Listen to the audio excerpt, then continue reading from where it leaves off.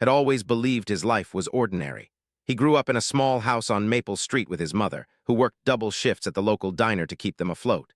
There was no father in the picture, no grandparents who visited, no extended family at Christmas. It was just the two of them against the world, and for 28 years that had been enough. Was a hard woman, stern and unyielding, but never questioned her love. She fed him, clothed him, and made sure he graduated high school. That was more than some kids got. The cracks in his ordinary life began to show on a Tuesday afternoon in March. Was sorting through old boxes in the attic, searching for his high school yearbook to show his girlfriend, Sarah. The attic smelled of dust and forgotten memories, and cobwebs clung to the corners like lace curtains. He pulled down a cardboard box labeled important papers in his mother's sharp handwriting. Inside, beneath tax returns and old utility bills, he found a photograph. The woman in the picture was young, maybe 19 or 20. She had dark curly hair that fell past her shoulders and eyes that seemed to sparkle even in the faded photograph. She was holding a baby wrapped in a blue blanket, and the way she looked at that child made his chest tighten. There was so much love in her expression, so much tenderness. He turned the photo over. Written on the back in handwriting he didn't recognize were the words, "and 3 days old." Stared at the photograph for a long time. His name was, he had been a baby once. But who was his mother's name was? He had seen her driver's license, her social security card, her credit cards, everything said. He looked at the photograph again, studying the woman's features. She didn't look anything like. His mother had hair she kept short and practical, pale skin, and thin lips that rarely smiled. This woman looked different, softer, warmer. He heard footsteps on the stairs. Appeared in the attic doorway, her face already twisted with suspicion. She had always been able to sense when something was wrong, like a dog that could smell fear. "What are you doing up here?" she asked, her voice sharp. Held up the photograph. "Who is this?" His face went white. For a moment she just stood there, frozen, her mouth slightly open. Then her expression hardened into something cold and defensive. "Where did you find that?" "In the box. Who is?" "That's none of your business. Put it back." "Didn't move. It says my name on the back. Who is she?" Walked across the attic floor, her footsteps heavy on the old wooden boards. She snatched the photograph from his hands so quickly that the corner tore. "I said it's none of your business. Stop snooping through things that don't belong to you." "I was just looking for my yearbook. Mom, please just tell me who she is." His eyes flashed with anger. "I'm your mother. That's all you need to know. Now get out of this attic and don't go through my things again." She turned and walked away, taking the photograph with her. Heard her footsteps descending the stairs, then the sound of her bedroom door slamming shut. He stood alone in the attic, his heart pounding. Something was wrong. Something had always been wrong, and he had been too blind to see it. That night couldn't sleep. He lay in bed staring at the ceiling, trying to remember his earliest memories. They were fuzzy, incomplete. He remembered being maybe 4 or 5 years old, sitting in a social worker's office while filled out paperwork. He remembered crying for someone, though he couldn't remember who. Had told him to stop being a baby, that he was with her now and everything would be fine. He had believed her. The next morning acted like nothing had happened. She made breakfast, scrambled eggs and toast, and asked about his plans for the day. Her voice was cheerful, but her eyes were guarded. Played along, answering her questions while his mind raced. He needed to know the truth, but confronting directly had gotten him nowhere. After left for work, returned to the attic. The box labeled important papers was gone. He searched every corner, moved every stack of boxes, but it had vanished. Had hidden it, or maybe thrown it away. He sat on the dusty floor, frustration building in his chest. There had to be another way to find answers. He thought about the photograph, trying to burn every detail into his memory. And 3 days old. If was his birth mother, then must have adopted him, but had never mentioned adoption. She had always acted like she gave birth to him herself. She told stories about being pregnant, about his difficult delivery, about how he never slept as a baby. Were those stories lies? Decided to start with public records. He drove to the county courthouse, a gray stone building downtown that smelled like old paper and floor wax. The clerk at the records desk was an older woman with reading glasses hanging from a chain around her neck. She smiled at him kindly. "I need to get a copy of my birth certificate," said. "Do you have identification?" He handed over his driver's license. The woman typed his information into her computer, her fingers moving slowly across the keyboard. She frowned at the screen. "Born March 15th, 28 years ago." "Yes, ma'am." She adjusted her glasses and looked more closely at the screen. I'm showing your birth certificate is sealed. Sealed, what does that mean? It means it's not available for public viewing. Usually that happens in cases of adoption. You would need a court order to access it. Felt like the floor had dropped out from under him. How do I get a court order? You'd need to hire a lawyer and petition the court. It's not a quick process, I'm afraid. Can take months, sometimes longer. Thanked her and walked out of the courthouse in a daze. Adoption. It was real. Wasn't his biological mother. Was, but who was and why had she given him up? And why had kept it a secret all these years? He sat in his truck in the parking lot and called Sarah. She answered on the second ring, her voice warm and familiar. Hey, baby, what's up? I need to talk to you about something. Can you meet me for lunch? Sure, is everything okay? You sound weird. I'm fine, I just need to talk. Meet me in 20 minutes. They met at the Italian restaurant where they'd had their first date 2 years ago. Sarah was already seated when arrived, her hair pulled back in a ponytail, concern written across her pretty face. He slid into the booth across from her and told her everything. The photograph, his mother's reaction, the sealed birth certificate. Sarah reached across the table and took his hand. Oh my God, I can't believe she never told you. I don't know what to do. She won't talk to me about it, and getting a court order could take forever. What about other relatives? Does your mom have any family you could talk to? Shook his head. She always said she was an only child and her parents died before I was born, but now I don't know what's true and what's a lie. Sarah squeezed his hand. There has to be another way to find information. What about online searches, social media? Maybe you could find. It seemed like a long shot, but was desperate. That evening, he created accounts on every social media platform he could think of. He searched for, but got thousands of results. Without a last name or location, it was impossible to narrow down.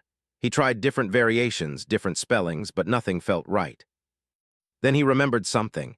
In the photograph had been wearing a necklace. It was small, hard to see in the faded picture, but it looked like a cross. Maybe she was religious. Maybe she had belonged to a church. Churches kept records of baptisms and births. Started calling churches in the area, asking if they had any records of who had a baby 28 years ago. Most secretaries were polite but unhelpful. Some churches didn't keep records that far back. Others couldn't give out information due to privacy laws. He called 43 churches over the next week and got nowhere. Noticed he was distracted. One night over dinner, she put down her fork and looked at him directly. What's going on with you lately? You've been acting strange. Wanted to confront her to demand the truth, but something held him back. Maybe it was fear. Maybe it was the look in her eyes that warned him not to push. Just work stuff, he lied. We're short-staffed at the warehouse. Nodded slowly, but he could tell she didn't believe him. You know you can talk to me about anything, right? The irony of her words made him want to laugh. Instead, he just nodded and finished his dinner in silence. The breakthrough came from an unexpected source. His best friend, Jake, worked in it at the hospital. Over beers one Friday night, told him about the sealed birth certificate and his dead-end searches. Jake listened, then leaned back in his chair with a thoughtful expression. You know, hospital records go back pretty far. If you were born at Memorial, there might be something in the old files. Can you access those? Jake shook his head quickly. Hell no, man, I'd get fired and probably arrested. That's protected health information. But there are other ways to find things out. Did you try the library? The library? Yeah, they keep old newspapers on microfilm, birth announcements, stuff like that. If your birth mother wanted people to know about you, there might be an announcement. It was brilliant. The next day, drove to the public library, a brick building with tall windows and the smell of old books. The reference librarian, a middle-aged man with a thick beard, showed him how to use the microfilm machine. Started with newspapers from March 28 years ago, scrolling through page after page of grainy images. He found his birth announcement on his third day of searching. It was small, tucked at the bottom of the page. Baby boy born to and the late Thomas, March 15th. Mother and child are doing well. He finally had a last name. His hands shook as he printed the page. The late Thomas, his father was dead, had died before was even born, apparently. Questions flooded his mind. How had Thomas died? Why had given up her baby? Where was she now? With a name, the search became easier. Found on social media within an hour. Her profile picture showed a woman in her late 40s with the same dark, curly hair from the photograph. though now it was streaked with gray.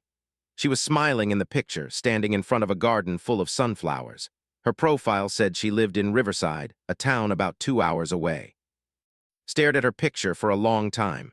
This woman was his mother, his biological mother. The woman who had held him when he was 3 days old, who had looked at him with such love in that photograph. What had happened to make her give him up? He scrolled through her public posts. She shared recipes, photographs of flowers, inspirational quotes. She mentioned a daughter named Emma in several posts, showing pictures of a teenage girl with dark hair and bright eyes, had a sister, a half-sister anyway. The realization made his head spin. That night he lay in bed trying to decide what to do. Should he reach out to, send her a message, show up at her house? What if she didn't want to see him? What if there was a good reason she had given him up, a reason that made his sudden reappearance painful or unwelcome? He decided to write her a message. He spent 2 hours composing it, deleting and rewriting, trying to find the right words. Finally, he settled on something simple. Dear, my name is, I was born on March 15th, 28 years ago. I believe you are my birth mother. I found a photograph of you holding me as a baby. I would very much like to talk to you if you're willing. I understand this might be a shock. Please take your time in deciding whether to respond. He sent the message before he could change his mind, then immediately regretted it. What if she blocked him? What if she told him to never contact her again? He refreshed his messages every few minutes, his anxiety building with each passing hour. The response came 3 days later. Was at work loading boxes onto a truck when his phone buzzed. He pulled it out with shaking hands and read, I have thought of you every single day for 28 years. I would love to talk to you. Can we meet? Had to sit down on the loading dock, his legs suddenly weak. She wanted to meet him. She had thought about him every day. He responded immediately, yes, when and where. They agreed to meet the following Saturday at a coffee shop halfway between their towns. Told he was going fishing with Jake, hatting himself for the lie, but knowing she would never let him go if she knew the truth. Sarah offered to come with him for support, but he wanted to do this alone. The drive to the coffee shop felt like it took forever. His mind raced with questions, scenarios, fears. What would he say to her? Would she like him? Would he like her? What if meeting her was a disappointment, or worse, what if it made him resent even more? The coffee shop was small and cozy, with mismatched furniture and local art on the walls. Arrived 15 minutes early and ordered a coffee he was too nervous to drink. He sat at a table near the window, watching every car that pulled into the parking lot. At exactly 2 o'clock he saw her, walked through the door, her eyes scanning the room. When she saw him, she froze, stood up, his heart pounding so hard he could hear it in his ears. They stared at each other for a long moment, and then his face crumpled. Tears streamed down her cheeks as she walked toward him. She whispered, "Oh my God, you look just like your father." She reached out and touched his face, her hands trembling. Felt his own eyes filling with tears. This woman was a stranger, but she felt familiar in a way he couldn't explain, like something deep inside him recognized her. They sat down, and for a moment neither of them could speak. Finally wiped her eyes and laughed shakily. "I'm sorry. I told myself I wouldn't cry. I've imagined this moment for so long, and now I can't think of what to say." "Why did you give me up?" the question burst out of before he could stop it. His face fell. She looked down at her hands, twisting a napkin between her fingers. "Your father died in a car accident 2 weeks before you were born. I was 19 years old, alone, terrified. I had no family support, no job, no money. I thought giving you to someone who could take care of you was the right thing to do. I thought you would have a better life." "Did you choose?" Looked up, confusion in her eyes. "Whose?" "My mother, the woman who raised me." Shook her head slowly. "I don't know anyone named. The adoption was arranged through an agency. They told me you went to a good family, a husband and wife who couldn't have children of their own. The Johnsons, Richard and Johnson." Felt like the world had tilted sideways. "I don't know anyone named Johnson. I've lived with my entire life. She's the only mother I've ever known." His face went pale. "That's not possible. The agency assured me you went to the Johnsons. They were supposed to send me updates twice a year until you turned 18, but after the first year, the letters stopped coming. The agency said the Johnsons wanted a clean break." "Something's wrong," said, his voice rising. "Something is very wrong. How did end up with me if you gave me to the Johnsons?" Pulled out her phone with shaking hands.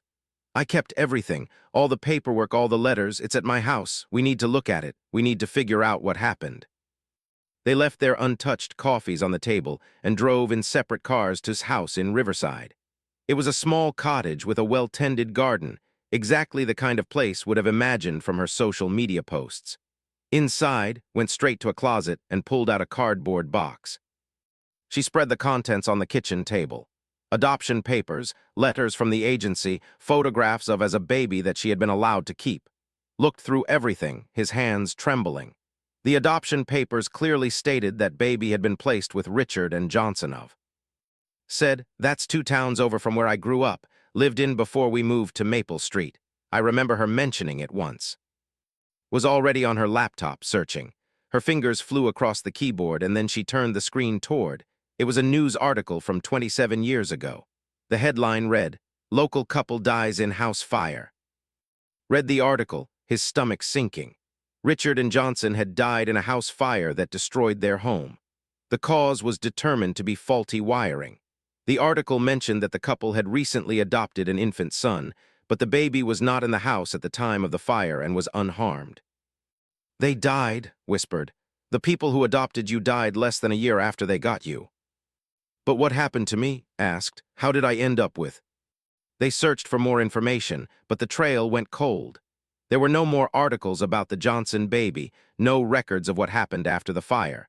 It was like it had simply vanished from the system and reappeared as sun.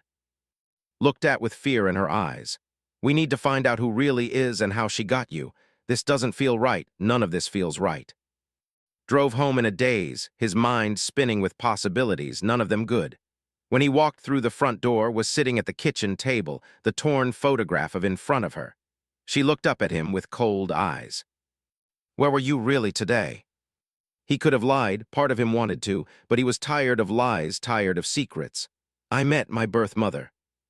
His face twisted with an emotion had never seen before. It wasn't anger or hurt.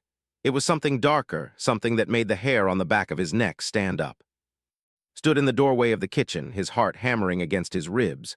The look on his face sent chills down his spine. This was not the stern but caring mother he had known all his life. This was someone else entirely, someone wearing his mother's face like a mask. "Sit down," said, her voice flat and emotionless.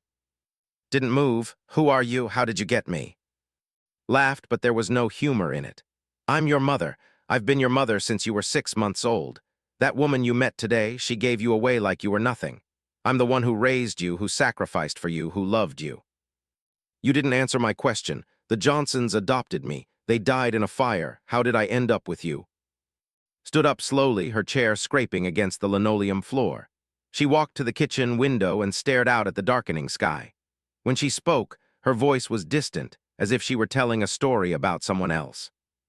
"Johnson was my sister," she said. "My older sister. She was perfect, you know.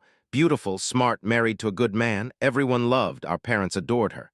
When she got married, they threw her this huge wedding. When I got married 3 years later, it was a small ceremony at City Hall because they said they couldn't afford another big wedding. They had just helped and Richard buy their house." Sank into a chair, his legs no longer able to support him. "Johnson was your sister. When she couldn't have children, it broke her heart. She and Richard tried for years. Our mother suggested adoption and loved the idea. She was so excited when they finally got you. She called me crying with joy. I had never heard her so happy." His voice turned bitter. "Of course she was happy, always got everything she wanted." "What happened the night of the fire?" Turned from the window, her eyes hard. "I was babysitting you that night, and Richard had gone out to dinner to celebrate their first anniversary of being parents. They asked me to watch you. I said yes because that's what good sisters do, right?" She laughed again, that cold, hollow sound. "I fell asleep on their couch. You were sleeping in your crib upstairs. The next thing I knew, there was smoke everywhere. I grabbed you and ran outside. I stood in the yard holding you, watching their house burn. I could hear them screaming inside. Felt sick, you watched them die. I called 911, said defensively. I did what I was supposed to do, but the fire spread so fast. By the time the firefighters got there, it was too late. Richard and were dead. And I was standing there with you, and I thought about what would happen next. They would take you away, put you in foster care, maybe try to find and give you back to the woman who didn't want you in the first place. So you kept me, said, his voice barely above a whisper. I saved you, corrected. The house burned to the ground, all the adoption papers, all the records, everything was destroyed in the fire. The social workers were overwhelmed, trying to figure out what to do with you.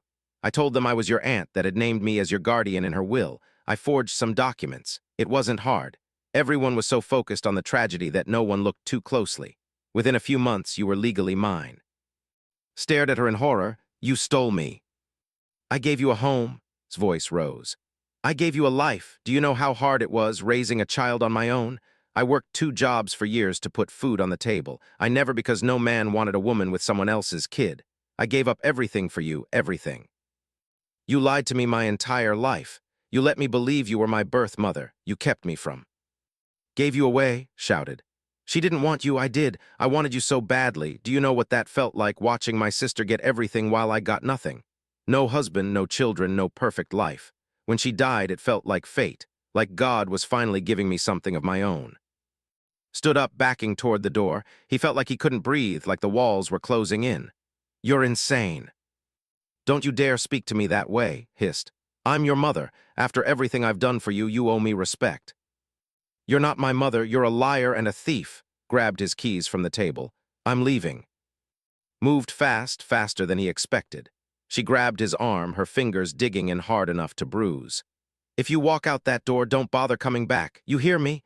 You leave now and we're done. You'll be throwing away 28 years, throwing me away like I'm nothing. Jerked his arm free. You threw away my right to know the truth. You threw away my chance to know my real mother.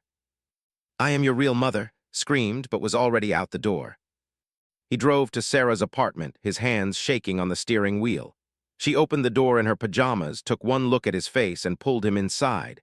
He collapsed on her couch and told her everything. Sarah listened in stunned silence, her hand covering her mouth. Oh my God, she whispered when he finished.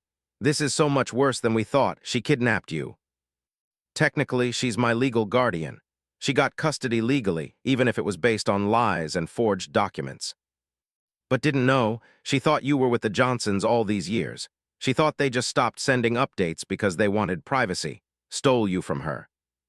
Buried his face in his hands. What do I do, Sarah? Do I call the police? Do I expose her? She's still the woman who raised me. As twisted as this is, she did take care of me. I had food, clothes, a roof over my head. She also lied to you every single day of your life, Sarah said gently. And she kept you from your birth mother who wanted you, who thought about you every day. That's not love, that's possession. Stayed at Sarah's apartment that night, unable to face going back to the house on Maple Street. He called from Sarah's living room, his voice shaking as he told her what had confessed. Cried so hard she could barely speak. All these years, she sobbed. All these years I thought you were with the Johnsons, living a good life. I never knew they died. I never knew took you. Oh God, I'm so sorry. I'm so sorry you were kept from the truth. It's not your fault, said, though his own eyes were wet with tears. None of this is your fault. What are you going to do? I don't know. I need time to think. They talked for over an hour, told him about his father, Thomas. They had met in high school and fallen in love immediately. Thomas had been kind and funny, with dreams of becoming a teacher. He was driving home from his night shift at the factory when a drunk driver ran a red light and hit him head-on. He died instantly. Had been 8 months pregnant. He never got to meet you, said, her voice thick with old grief. But he was so excited to be a father. He had already painted the nursery and built a crib. He picked out your name, was his grandfather's name. Felt the loss of a father he had never known like a physical ache. Tell me more about him. Talked for another hour, sharing stories and memories. Thomas had loved baseball and old movies. He made terrible jokes that only found funny. He sang off-key in the shower and couldn't cook to save his life. He had been real, a complete person, and now he was gone. Grieved for a man he would never know, for the father he should have had. The next morning went back to the house on Maple Street. His car was in the driveway, but when he walked inside, the house was eerily quiet. He found her sitting at the kitchen table with a cup of coffee, her eyes red-rimmed but dry. I need to pack my things, said. I'm moving out. Didn't look at him. Where will you go? Sarah's for now. I'll find my own place eventually. You're really going to throw away our whole relationship over this? Set his keys on the table and looked at her. Really looked at her. For the first time, he saw her clearly. Not as the mother who raised him, but as a damaged, desperate woman who had taken something that didn't belong to her and convinced herself it was justified. You threw away our relationship the moment you lied to me. he said quietly. Every birthday, every Christmas, every time I called you Mom, it was built on a lie. You had so many chances to tell me the truth, and you chose to keep lying. I did what I thought was best, said, her voice cracking. I really believed you were better off with me. Maybe I was, maybe I wasn't. But that wasn't your decision to make. Is my mother. She didn't abandon me because she didn't want me. She gave me up because she was 19 and alone and thought she was doing what was best for me. You took me because you were jealous of your sister and saw an opportunity. Flinched like he had slapped her. That's not fair. Isn't it? Grabbed his wallet from the counter. I'm going to pack. I'll be out by tonight. He went to his childhood bedroom and started putting clothes in garbage bags. It didn't take long. He didn't have much, and he didn't want to take anything that would remind him of this house, this lie. As he packed, he heard moving around downstairs. The TV turned on, then off. Cabinets opened and closed. She was restless, unable to settle. When came downstairs with his bags, was standing in the hallway, blocking his path to the door. Her face was blotchy from crying, her eyes desperate. Please don't go, she whispered. Please, I'm sorry, I'm so sorry, I'll do anything. I'll tell you everything, answer every question, just please don't leave me alone. For a moment wavered. This was the woman who had sat up with him when he was sick, who had helped him with his homework, who had taught him to ride a bike. Those memories were real, even if the foundation they were built on was false. But then he thought about, crying on the phone, grieving for all the years she had lost with her son. He thought about the photographs she had kept in a box, the hope she had held onto that someday she might see him again. I need space, said. I need time to process all of this. Maybe someday we can have a relationship again, but right now I can't even look at you without feeling angry and betrayed. How long? Asked. How long do you need? I don't know. I'll call you when I'm ready. He moved past her and out the door. As he loaded his bags into his truck, he heard her crying inside the house, great heaving sobs that made his chest ache. But he got in his truck and drove away anyway. Over the next few weeks, tried to build a relationship with. They met for coffee, for lunch, for walks in the park. She introduced him to his half-sister, Emma, a bright 15-year-old who was thrilled to discover she had an older brother. Emma looked like, with the same dark curls and expressive eyes. She was funny and smart, and found himself genuinely enjoying her company. Was everything wasn't. She was warm and open, quick to laugh, eager to share her life with him. She showed him photo albums from his father's childhood, told him stories about her own life. She had when Emma was 3 to a kind man named David who worked as a high school counselor. They seemed happy together, comfortable in a way that spoke of years of partnership. I never stopped thinking about you, told him one afternoon as they sat in her garden. Emma was at school and David was at work. It was just the two of them among the sunflowers. Every birthday, every holiday, I wondered what you were doing, if you were happy, if you looked like your father. I imagined you growing up, graduating, maybe getting married someday. I hoped you had a good life, even though it killed me that I wasn't part of it. Did you ever try to find me? Asked.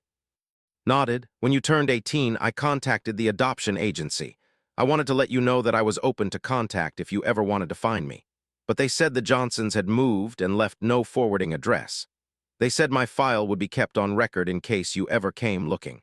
I checked in every year after that. The agency never told me the Johnsons had died. The agency probably didn't know, said. All the records burned in the fire covered her tracks well. I still can't believe she did this, said, shaking her head. What kind of person steals a child? A desperate one, said. A broken one. I've been thinking about it a lot, and I think really believed she was saving me. She convinced herself that she deserved me, that keeping me was the right thing to do. It doesn't make it okay, but I think in her twisted way, she really did love me. Love doesn't lie, said firmly. Love doesn't steal. Love doesn't keep a child from his mother for 28 years. Couldn't argue with that. He changed the subject, asking about Emma's school, about garden, about anything except, but was always there, a shadow hanging over his new relationship with. Sarah noticed the change in him. You seem sad, she said one night as they lay in bed in her small apartment. Even when you're laughing with Emma, there's this sadness in your eyes. I feel like I'm mourning, admitted. I'm mourning the mother I thought I had, the life I thought I lived. Everything I believed about myself was a lie. My whole identity was built on deception. You're still you, Sarah said gently. Your experiences were real even if the circumstances weren't what you thought. You're still the same kind man I fell in love with. I don't know who I am anymore. I'm not son. I'm son, but I don't feel like son. I don't know how to be her son. Maybe you don't have to choose, Sarah suggested. Maybe you can be both. You can acknowledge what did was wrong while still recognizing that she did raise you. You can build a relationship without erasing the past 28 years. It was good advice, but didn't know how to follow it. Every time he thought about calling, about maybe trying to forgive her, he remembered the lies.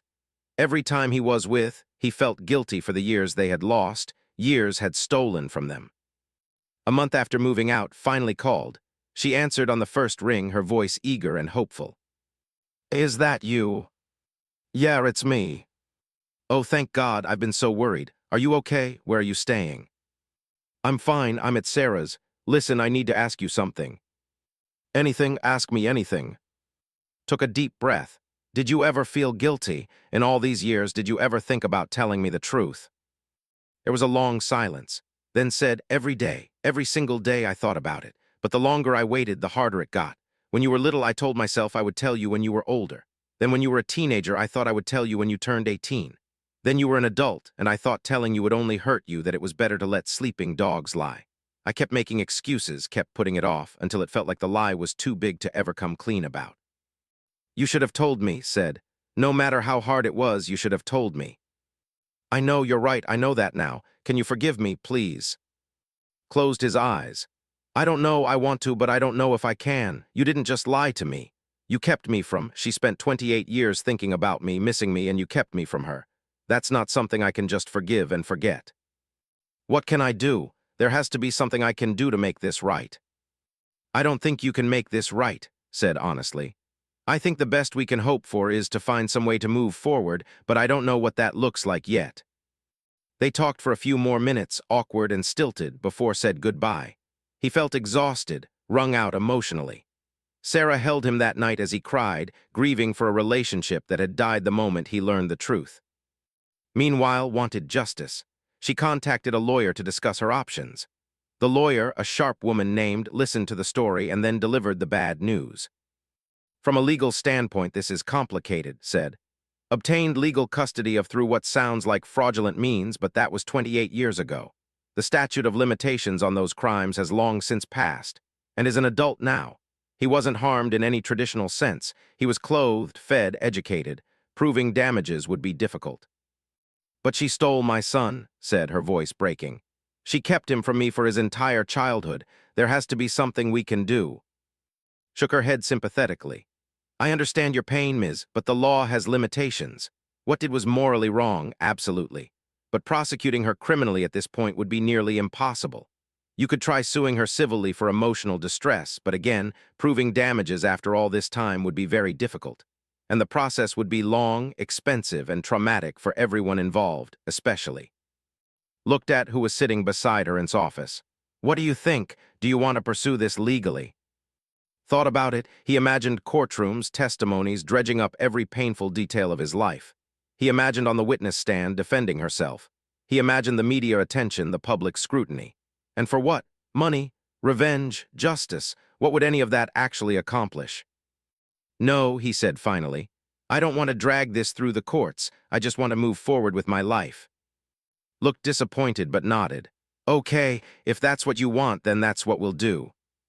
But moving forward proved harder than expected.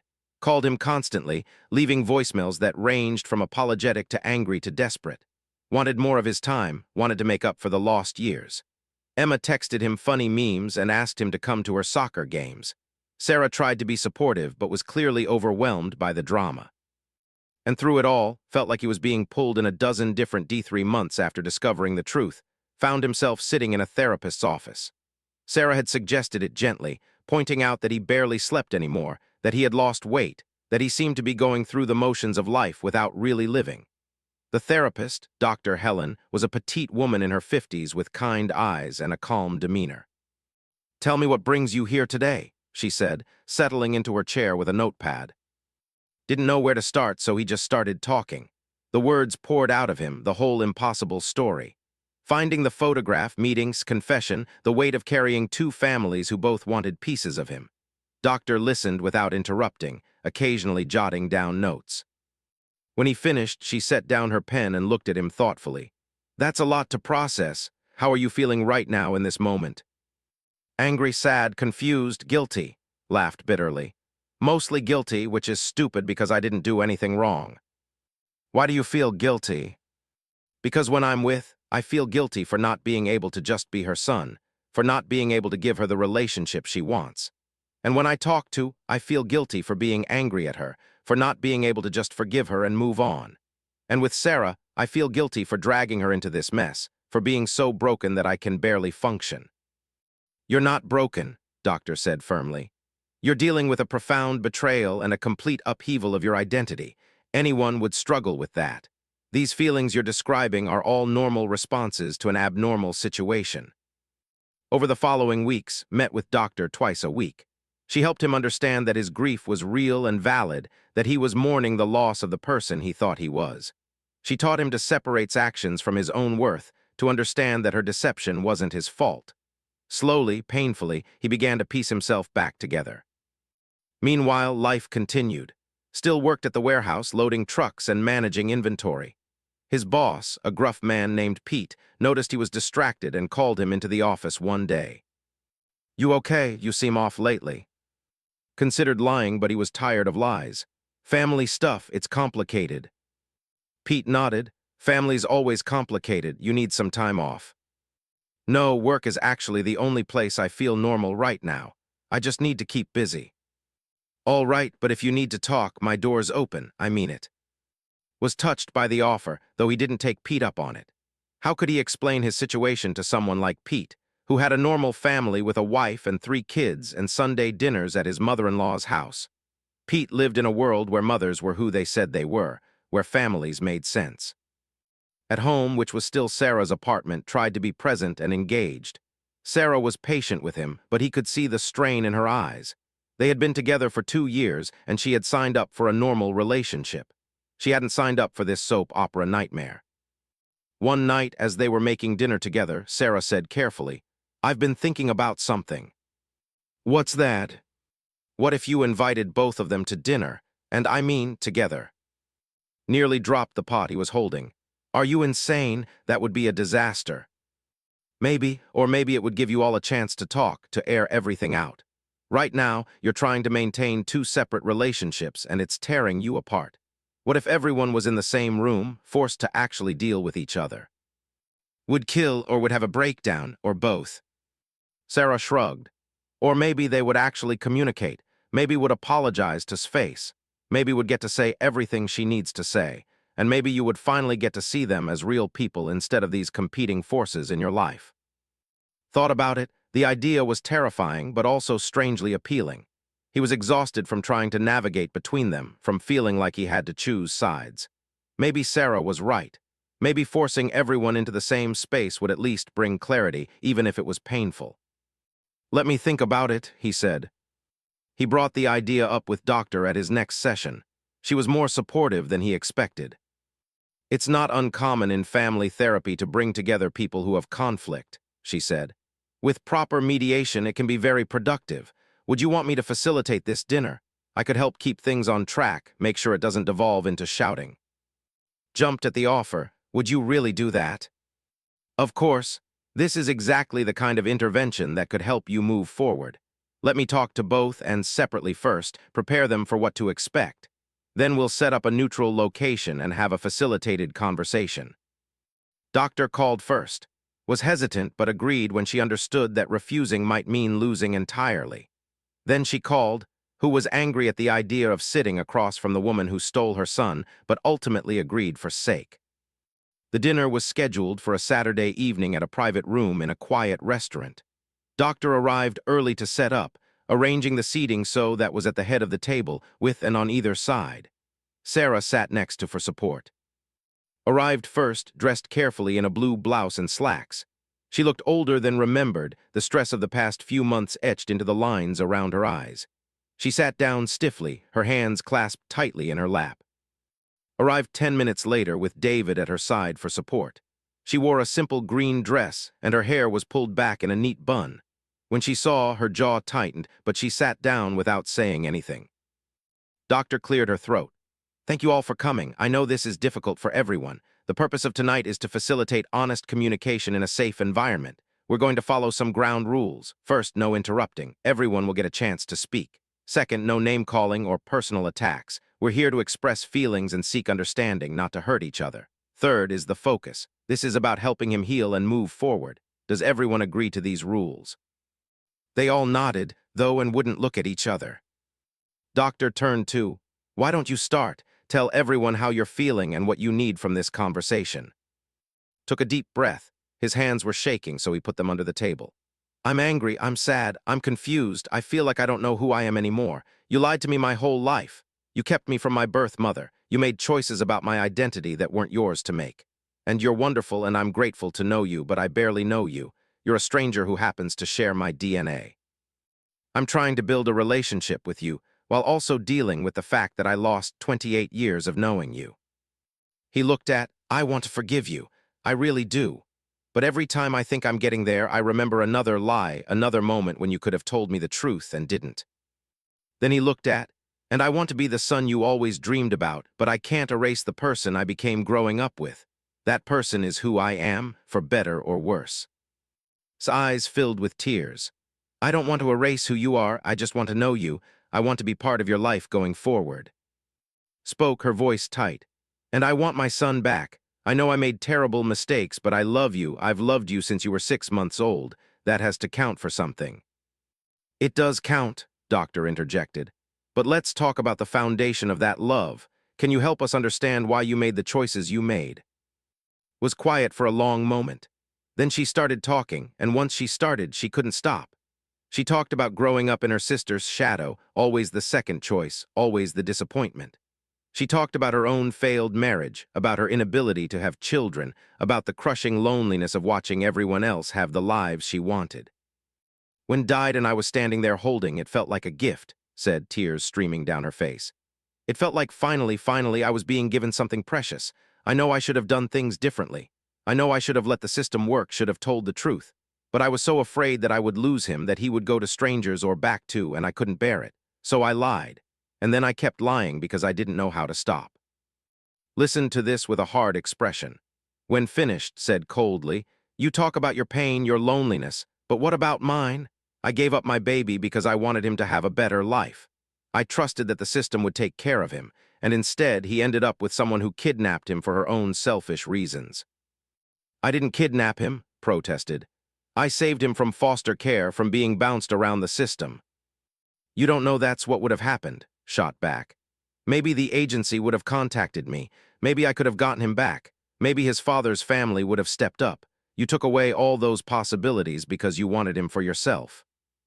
"Ladies," Doctor said gently, "let's take a breath. I hear that you were in pain and made choices from a place of fear and desperation. I hear that you feel robbed of your son and your right to make informed choices about his future. Both of those things can be true." "How is that helpful?" asked, her voice sharp. "Acknowledging her pain doesn't change what she did." "No, it doesn't," Doctor agreed. "But understanding the context can help with healing. What do you need from right now?" Looked at this woman who had been his whole world for so long. "I need you to stop asking me to forgive you. I need you to accept that forgiveness might not happen, or it might take years. I need you to respect my relationship without making me feel guilty about it. And I need you to be honest with me from now on about everything, no matter how uncomfortable." Nodded, wiping her eyes. "I can do that, I will do that." Doctor turned to, "And what do you need from?" "I need time with you," said to. "I need to get to know you, the real you, not the son I imagined all these years. I need you to be patient with me as I learn how to be your mother at this stage of your life. And I need you to know that I never stopped loving you, not for one single day."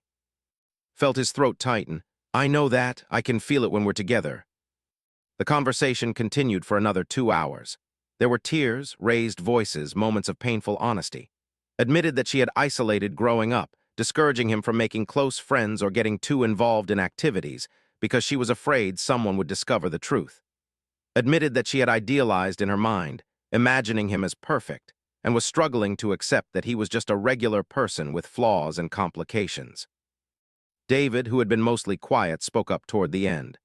"I know I'm an outsider here, but I want to say something. You're not responsible for fixing this situation. You didn't create this mess, did?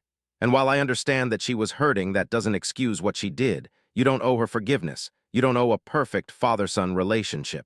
You only owe yourself honesty and compassion." Sarah squeezed his hand under the table. He squeezed back, grateful for her steady presence. By the time the dinner ended, nothing was resolved, but something had shifted.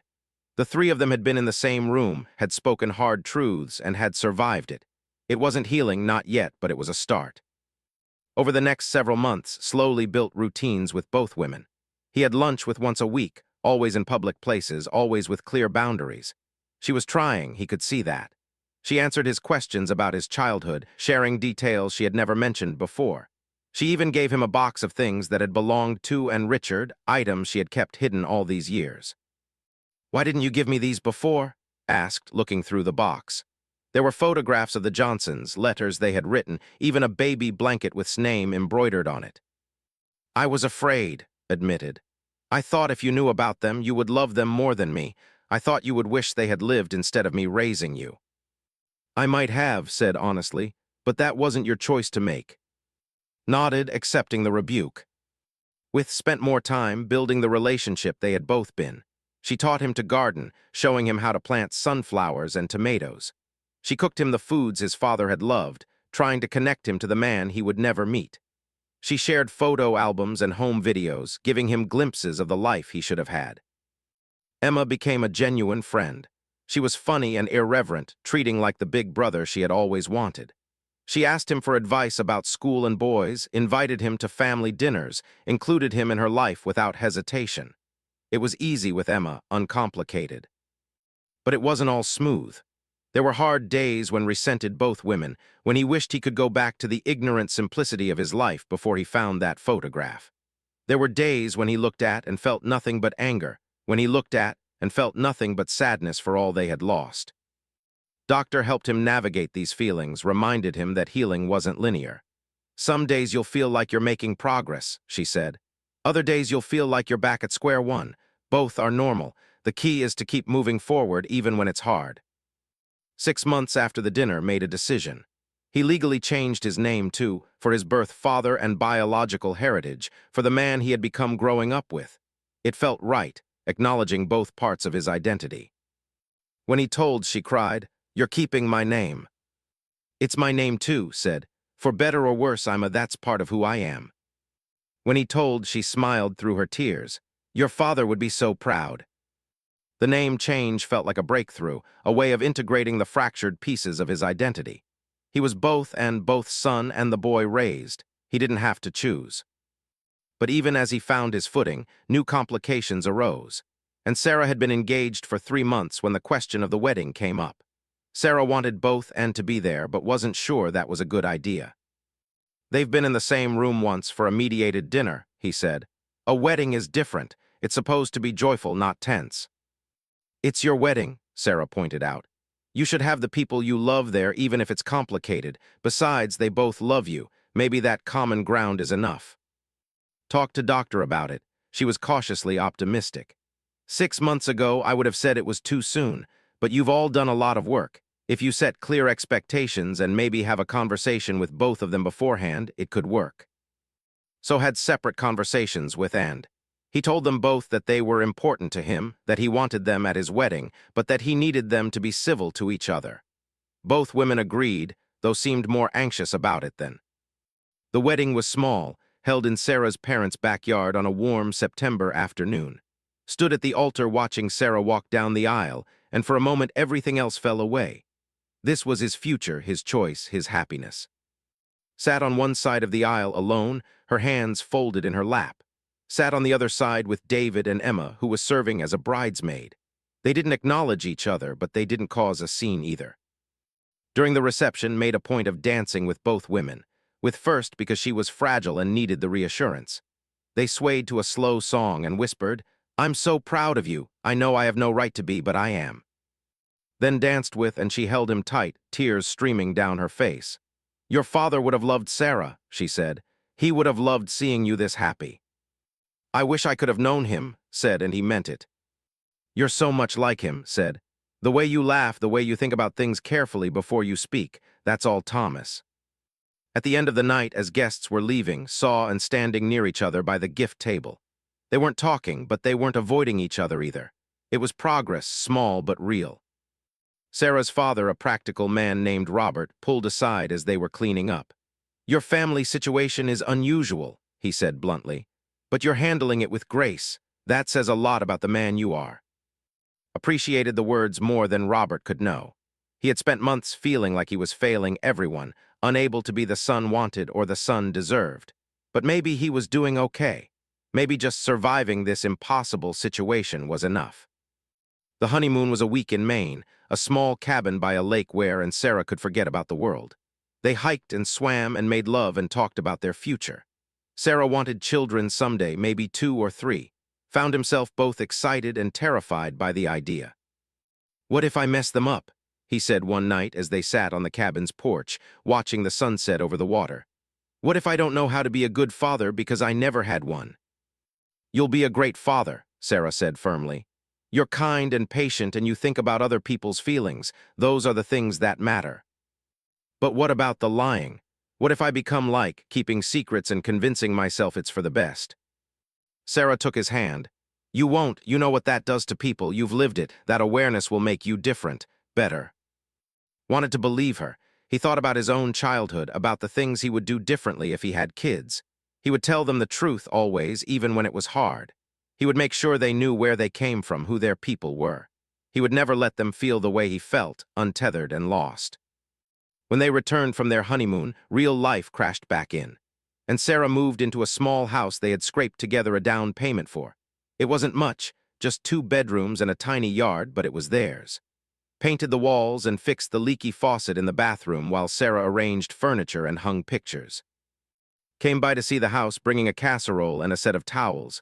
She walked through each room, touching the walls, looking out the windows. "It's a good house," she said. "You'll be happy here." "You want to stay for dinner?" offered, surprising himself.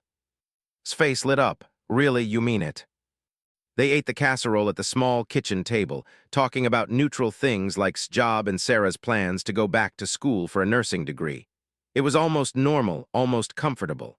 When left, she hugged at the door. "Thank you for letting me be part of your life," she said. "I know I don't deserve it." "You're my mom," said. "Not my only mom anymore, but still my mom. That counts for something." After she left, Sarah said, "That was kind of you." "I'm trying," said. "Doctor says holding on to anger only hurts me, not her. I'm trying to let it go even though it's hard." Visited the next week, bringing plants for the yard and offering to help Sarah set up the garden. They spent the afternoon digging holes and planting roses while David installed shelves in the garage. It felt domestic and pleasant, like the kind of day had always imagined having with family. Emma came by often, treating the house like a second home. She would raid the refrigerator and sprawl on the couch, talking about school drama and her latest crush. Found himself giving her advice, helping her with homework, being the big brother she needed. It came naturally, easier than his complicated relationships with either mother. One Sunday, Emma asked, "Do you ever wish things had been different, like that you'd grown up with us instead?" Thought about it? Sometimes. But then I think about Sarah. I met her at a party thrown by a friend I made in high school. If I'd grown up in Riverside with you guys, I would never have met her. And I can't imagine my life without her. "That's kind of beautiful," Emma said. "Like all the bad stuff led to good stuff too." "I guess so. It's still complicated, though." "Life's complicated," Emma said with the wisdom of a 15-year-old. "But you're handling it pretty well, I think." Appreciated her faith in him, even when he didn't share it. There were still days when he felt overwhelmed, when the weight of navigating 2 families and 2 mothers felt like too much. But he was learning to live with the complexity, to accept that some questions didn't have easy answers. Work became a refuge. Pete promoted to shift supervisor, giving him more responsibility and better pay. Threw himself into the job, finding satisfaction in the clear-cut nature of warehouse logistics. Boxes went from point A to point B. Problems had solutions. It was refreshingly simple compared to his personal life. One of his, an older man named Frank, noticed staying late one evening to reorganize a storage area. Frank pulled up a chair and cracked open a soda. "You working through something?" Frank asked. "What makes you say that?" In my experience, people don't voluntarily reorganize shelving units unless they're avoiding going home. Wife okay. Sarah's great, it's other stuff. Frank nodded, family stuff. How'd you know? It's always family stuff. Money, health, or family. Those are the big three. You're young and healthy and got a steady job, so that leaves family. Found himself telling Frank the abbreviated version of his story. Frank listened without judgment, occasionally nodding or making sympathetic noises. When finished, Frank said, "That's a hell of a thing, but you're still standing, so you must be tougher than you think." "I don't feel tough. I feel like I'm barely holding it together." "Same thing," Frank said. "Being tough doesn't mean nothing bothers you. It means you keep going even when things bother you. You're doing that."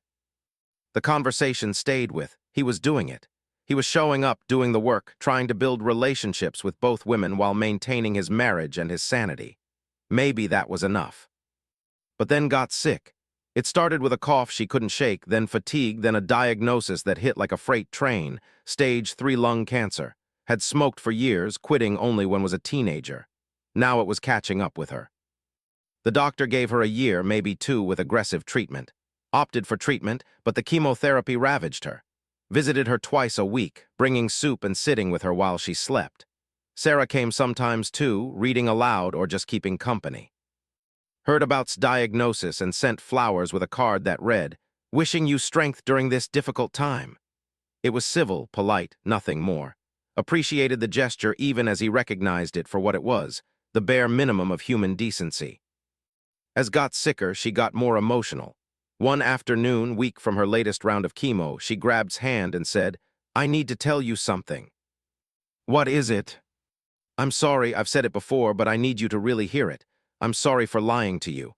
I'm sorry for keeping you from, I'm sorry for being selfish. If I could go back and do things differently, I would. But I can't, and now I'm dying, and I need you to know that my biggest regret is that I hurt you." Felt tears burning his eyes. "I know, Mom, I know you're sorry." "Do you forgive me?" It was the question had been avoiding for a year. Did he forgive her? Could he forgive her? He looked at this frail woman in the hospital bed, a shadow of the stern, capable mother he had known growing up. She was dying, and she was asking for absolution. "I'm working on it," said honestly. "I can't say I'm all the way there yet, but I'm working on it. And I want you to know that even though I'm angry about the lies, I'm grateful for the good parts. You took care of me. You sacrificed for me. Those things mattered." Closed her eyes, tears sliding down her hollow cheeks. "That's enough. That's more than I deserve." Told about's cancer during one of their regular coffee dates. His reaction was complicated, a mix of sympathy and something harder to define. "I'm sorry she's sick," said carefully. "I wouldn't wish that on anyone, but I can't pretend to have warm feelings for her. She stole 28 years from both of us. I'm trying to be a good person about this, but it's hard." "I'm not asking you to forgive her," said. "I'm just telling you what's happening. She's dying, and I'm trying to make peace with that." "And how's that going?" "It's hard. I'm angry at her, but I'm also sad. I'm losing the only mother I knew for most of my life. Even if the foundation was a lie, the day-to-day stuff was real. She really did make me breakfast and help me with homework and worry when I was sick. I can't just erase that." Reached across the table and squeezed his hand. "I know, and I'm not asking you to. Your feelings about her are valid, whatever they are." The next few months were brutal. Deteriorated rapidly, the cancer spreading despite the treatments. Spent more and more time at the hospital, sometimes sleeping in the chair beside her bed. Sarah supported him, bringing him changes of clothes and food, never complaining about the time he spent with his dying mother. Emma visited once, bringing flowers and a card she had made herself. Was asleep, so Emma just stood at the foot of the bed for a moment before leaving. In the hallway, she said to, "I know she did bad things, but it must be hard watching her die." "It is," admitted. "You're a good person for being here," Emma said.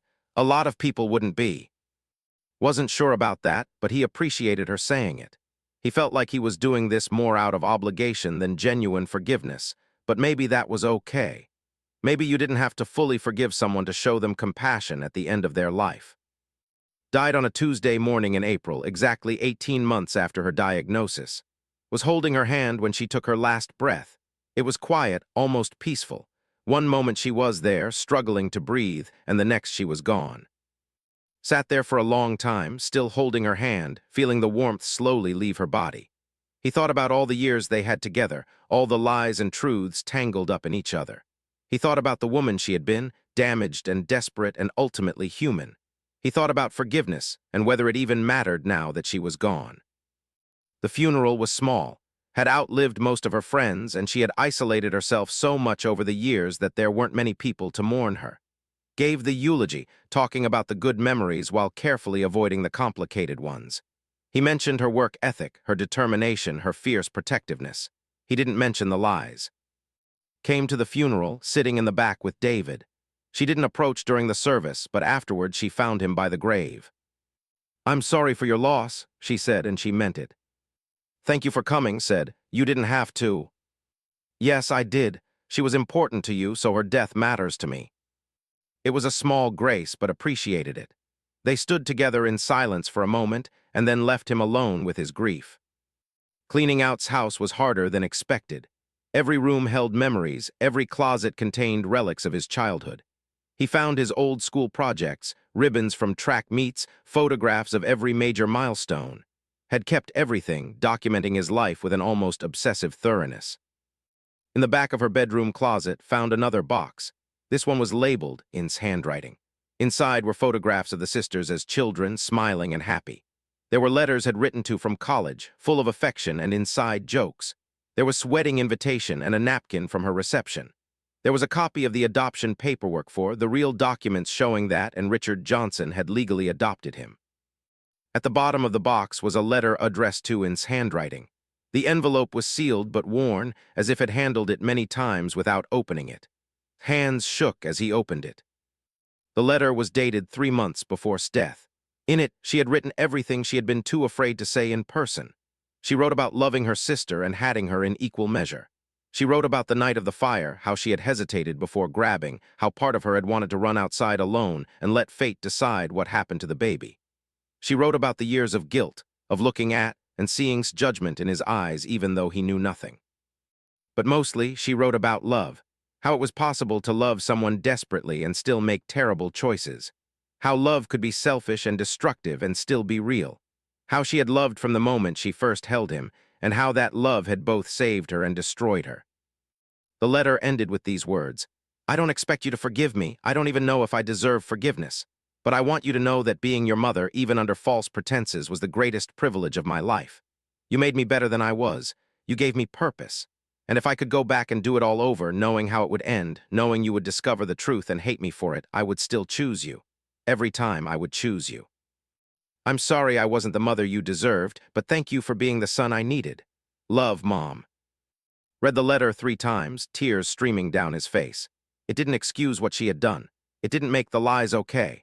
But it helped him understand, really understand, the broken woman who had raised him. Hadn't been a monster. She had been a deeply flawed person who made catastrophic choices out of loneliness and desperation. She had loved him in the only way she knew how, possessively and fearfully, and it had cost them both dearly. He took the letter to his next session with Doctor. She read it carefully, then handed it back. "How does this make you feel?" she asked. "Sad, angry, relieved, I guess. It's like she finally told me the whole truth, even if she had to wait until she was dead to do it." "Do you think you can forgive her now?" "Thought about it. I think I can let it go. Maybe that's not the same as forgiveness, but it's close enough. She's gone. Holding on to anger doesn't hurt her anymore. It only hurts me." "That's very mature. I'm proud of the work you've done." Over the next few months, continued his relationship with. It got easier as the shadow of faded. Without the guilt of divided loyalty, could be fully present, told more stories about his father. She shared that Thomas had been a talented artist who drew portraits for fun. She showed sketchbooks filled with drawings of landscapes, people, and animals. Was surprised to discover he had inherited some of that talent. He had always doodled in the margins of notebooks, but never thought of it as artistic ability. "Your father would spend hours drawing," said, running her fingers over one of the sketches. "He said it helped him think. When he was stressed about something, he would draw until he figured it out." Started drawing more intentionally. He bought proper supplies and took an online class. It became therapeutic, a way to process the complex emotions he still carried. He drew portraits from memory, trying to capture not the stern woman she had become, but the younger version in the photographs, the one who had smiled more easily. He drew in her garden, Emma laughing, Sarah sleeping. He drew his father from photographs, trying to connect with a man he would never meet. Was thrilled when he showed her his work. "You have his gift," she said, her eyes shining. "Thomas would be so proud." Emma became more than a sister. She became a friend, a confidant, someone genuinely enjoyed spending time with. When she struggled with her college applications, helped her write essays. When she had her heart broken by her first serious boyfriend, took her for ice cream and let her cry on his shoulder. When she got accepted to her top choice school, was the first person she called. "I got in," she screamed into the phone. "I got into." "That's amazing. I'm so proud of you. You have to come to my graduation. Promise me you'll come." "I wouldn't miss it for the world." At Emma's high school graduation, sat between and Sarah, watching his little sister walk across the stage to receive her diploma. She had grown into a remarkable young woman, confident and intelligent and kind.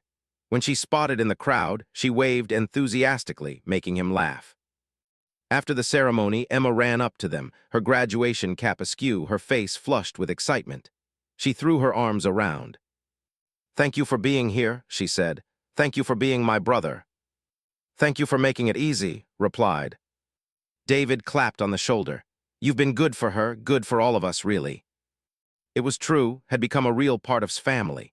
He attended holiday dinners, helped David fix things around the house, went to Emma's soccer games and school plays. It felt natural in a way his relationship with never had. There was no undercurrent of secrets, no fear of discovery, just family, messy and imperfect and real. Sarah announced her pregnancy on his 30th birthday. She handed him a small wrapped box at dinner, grinning as he opened it. Inside was a positive pregnancy test and a note that read, "Daddy's first gift." Stared at the test, his mind going blank. "We're having a baby. We're having a baby." He pulled her into his arms, overcome with a tangle of emotions. Joy, terror, excitement, fear. He was going to be a father.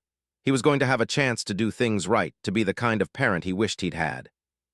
"Are you happy?" Sarah asked, searching his face. "I'm terrified," admitted. "But yes, I'm happy, so happy." They told and David over dinner the following week, cried and hugged them both. David shook his hand firmly. Emma jumped up and down, already planning all the ways she would spoil her future niece or nephew. "Have you thought about names?" asked. Looked at Sarah, who nodded encouragingly. "If it's a boy, we're thinking about Thomas, after my father." His face crumpled. She covered her mouth with her hand, tears streaming down her cheeks. "Oh, he would love that. He would love that so much." Felt his own eyes getting wet. "I never got to meet him, but from everything you've told me, he sounds like someone I would have wanted to know. This feels like a way to honor him, to keep his memory alive." "What about if it's a girl?" Emma asked. Sarah smiled. "We're thinking after's aunt." It was a choice had wrestled with. Johnson had adopted him, had wanted him, had died before she could really be his mother. But she had been sister, and honoring her felt like a way of acknowledging the complicated web of women who had shaped his life. The pregnancy progressed smoothly. Sarah glowed with health, her belly growing round and full. Went to every doctor's appointment, saw every ultrasound, felt the baby kick against his palm. It made everything real in a way nothing else had. 4 months into the pregnancy, they found out they were having a girl. Thought about who would never meet this grandchild. He thought about how she would have loved being a grandmother, how she would have spoiled the baby and driven Sarah crazy with unsolicited advice. He felt sad that his daughter would never know the woman who raised him, would never hear the stories or see the photographs. But she would know, she would have a grandmother who loved her, who would teach her to garden and tell her stories about her grandfather Thomas. She would have Emma, who was already knitting tiny sweaters and buying stuffed animals. She would have David, steady and kind. She would have family, real and present and truthful. Found himself thinking about his letter often as Sarah's due date approached. "Being your mother was the greatest privilege of my life." Despite everything, despite the lies and the stolen years that had been true, had loved him. It had been a flawed, possessive love, but it had been real. One night, as he and Sarah lay in bed, his hand resting on her swollen belly, Sarah asked, "Do you wish was here to meet the baby?" Thought about it? Yes and no. I wish things had been different. I wish she had told me the truth from the beginning so we could have had an honest relationship. But if she were here exactly as she was, I'm not sure I'd want her around our daughter. I wouldn't want to worry about what she was saying or what she was keeping secret. Do you think you'll tell about, when she's older, I mean? Absolutely, I'll tell her everything, about giving me up because she was young and alone, about the Johnsons adopting me and dying in the fire, about raising me and about the lies. I want her to know the whole complicated truth. I want her to understand that family is messy and people make mistakes, but that doesn't mean the love isn't real. Sarah kissed his cheek. You're going to be an amazing father. Rose was born on a rainy Tuesday in October. She weighed 7 pounds, 3 ounces, and had dark curly hair just like's. Held her for the first time and felt something shift inside him, a fierce protective love that he had never experienced before. Hello, he whispered, I'm your dad. The baby blinked up at him with unfocused eyes, her tiny hand wrapping around his finger. In that moment, understood in a way he never had before. He understood the desperate need to protect this small, helpless creature. He understood how love could make you do terrible things, how you could convince yourself that wrong was right if it meant keeping your child safe. He didn't excuse what had done, but he understood it. Visited the hospital the next day, holding her granddaughter with trembling hands. She's perfect, she breathed. She's absolutely perfect. She looks like you, said. Like you and Emma and my dad, she looks like a. She looks like you, corrected. She looks exactly like you did as a baby. I have the pictures to prove it. Emma came by after school, still in her hoodie, to meet her niece. She was surprisingly gentle with the baby, cooing softly and making silly faces. I'm going to teach you everything, she told. How to read, how to stand up to bullies, how to do your makeup. Your dad's great, but there are some things you need an aunt for. Laughed, she's 1 day old. Maybe let her learn to see clearly before you start on the makeup tutorials. Over the next few months, settled into fatherhood. It was exhausting and wonderful and terrifying all at once. Cried at odd hours, refused to sleep, and went through diapers at an alarming rate. But she also smiled at him, reached for him when he came home from work, and made the most adorable gurgling sounds. Was a constant presence, offering help without being overbearing. She taught Sarah tricks for getting to sleep, shared recipes for homemade baby food, and whenever they needed a break. She was the kind of grandmother had never had, present and supportive and full of unconditional love. When was 6 months old, took her to Visit's grave. It was the first time he had been back since the funeral. He stood in front of the headstone, sleeping in his arms, and tried to find the right words. This is, he said finally, your granddaughter. She's named after your sister, the woman who wanted to be my mother. I thought you should meet her, even if you can't really meet her. He paused, feeling foolish talking to a piece of granite, but he continued anyway. I'm still angry at you for lying. I don't know if that will ever completely go away, but I'm also grateful. You gave me a home when I could have ended up anywhere.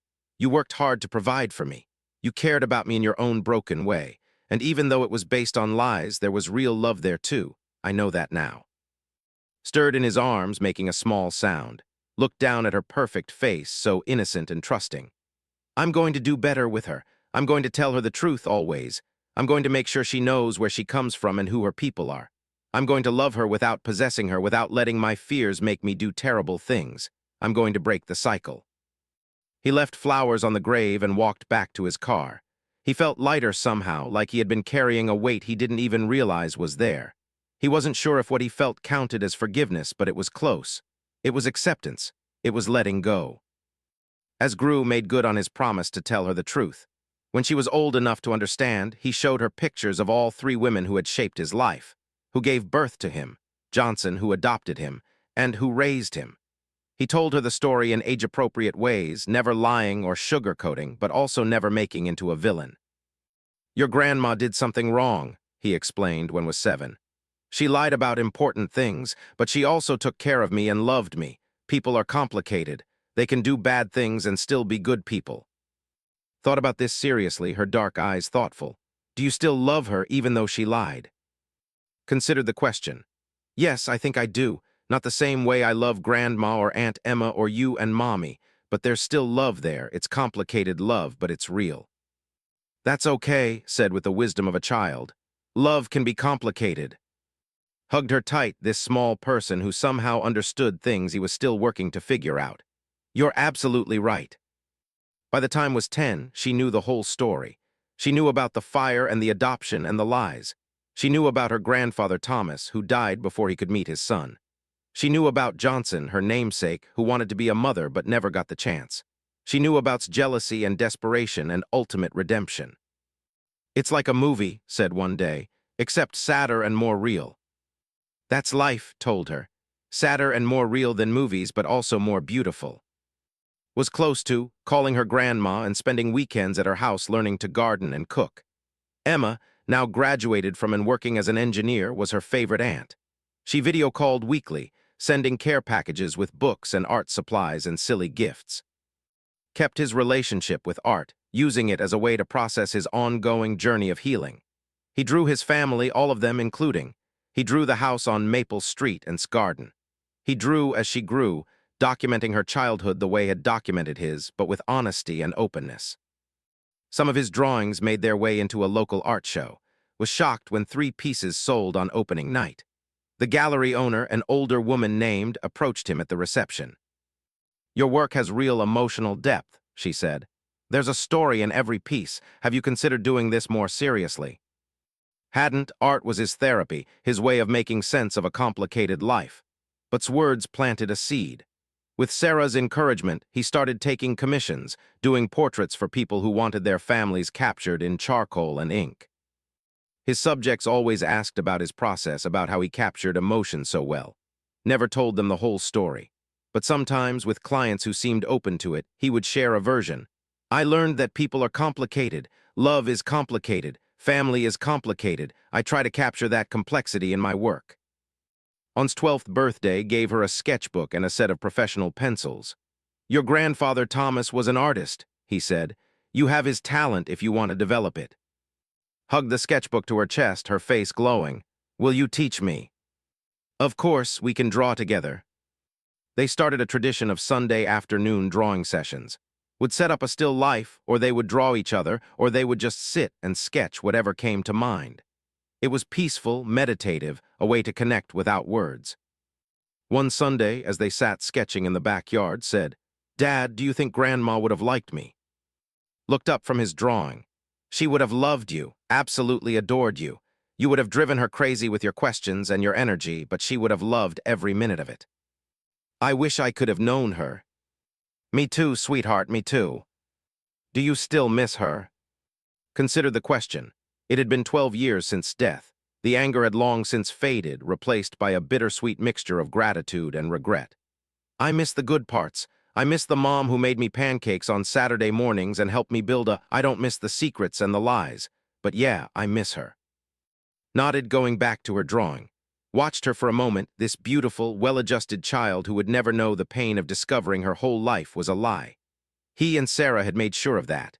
They had built their family on truth and openness, on the lessons learned the hard way. That night after was asleep, and Sarah sat on their porch looking at the stars. They had been married 14 years now, and their love had deepened with time and shared experiences. "Do you ever regret it?" Sarah asked. "Learning the truth about your family, sometimes I wonder if ignorance really is bliss." Thought about it? "No, I don't regret it. It was painful and there were times I wished I could go back to not knowing, but the truth set me free in a way I didn't expect. I got to meet an Emma. I got to know where I really came from. I got to understand actions, even if I couldn't excuse them. The truth was painful, but it was also healing." "You've come a long way," Sarah said softly. "From the man who found that photograph in the attic to the man you are now. You should be proud of yourself." "I couldn't have done it without you," said, taking her hand. "You were my constant through all of it. You never judged me, never pushed me to feel a certain way. You just supported me." "That's what love is," Sarah said, "supporting each other through the complicated stuff."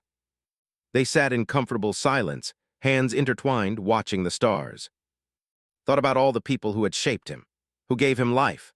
Thomas, who gave him his name and his artistic talent, and Richard Johnson, who wanted to give him a home, who actually gave him a home even if it was built on lies.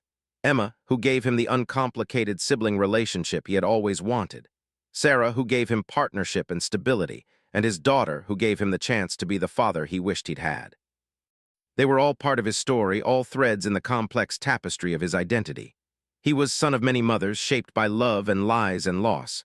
And he was okay with that. More than okay, he was whole.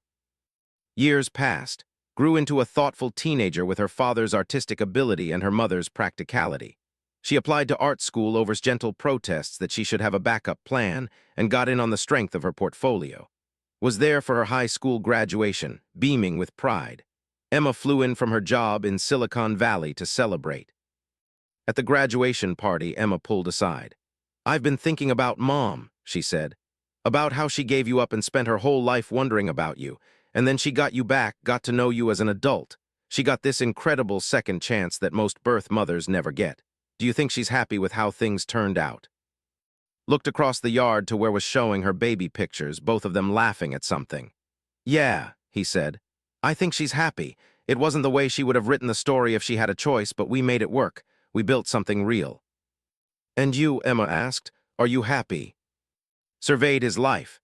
His wife helping his daughter cut cake, his mother-in-law fussing over decorations, his friends from work laughing at the food table and bonding over old photographs. This was his family, chosen and given, biological and legal, complicated and beautiful. "Yeah," he said, "I'm happy." It was true, he had spent years angry and confused, grieving for the life he didn't have and the father he never knew. He had wrestled with forgiveness and identity and the nature of truth and love. But somewhere along the way, in the midst of all that struggle, he had built a good life, a real life, a life worth living. That night, after everyone had gone home and was asleep, went to his studio. He pulled out a fresh canvas and started a new piece. It was a portrait of three women, young and beautiful, holding a baby, Johnson smiling in her wedding fode, and stern but with a hint of softness around her eyes. Three mothers, three different kinds of love, three different ways of shaping a life. He titled it "The Women Who Made Me" and hung it in the hallway where he would see it every day. It was a reminder of where he came from, the complicated truth of his origins. But it was also a celebration of survival, of the human capacity to heal and grow and forgive. Had been lied to, stolen, kept from his truth for 28 years. But he had also been loved, fiercely and imperfectly, by women who did their best with their broken pieces. And in the end, that was enough. Not perfect, but enough. He went to bed that night feeling at peace. Tomorrow he would wake up and be a husband to Sarah, a father to, a son to, a brother to Emma. He would go to work and create art and live his life. And he would carry all of them with him, all the mothers and fathers and siblings and loves that made him who he was. The truth had set him free. It had been painful and messy and complicated, just like family, just like love, but it had set him free. And that thought as he drifted off to sleep was all anyone could really ask for, the truth and the freedom to build a life on its foundation. A life that honored the past while reaching toward the future. A life that was finally completely his own. They developed their own traditions. Sunday brunch, afternoon walks in the park, regular phone calls just to check in. "You have every right," said. "You raised me, you get to be proud," never quite sure where he belonged. "I knew this day would come," said quietly. "I always knew you would find out eventually."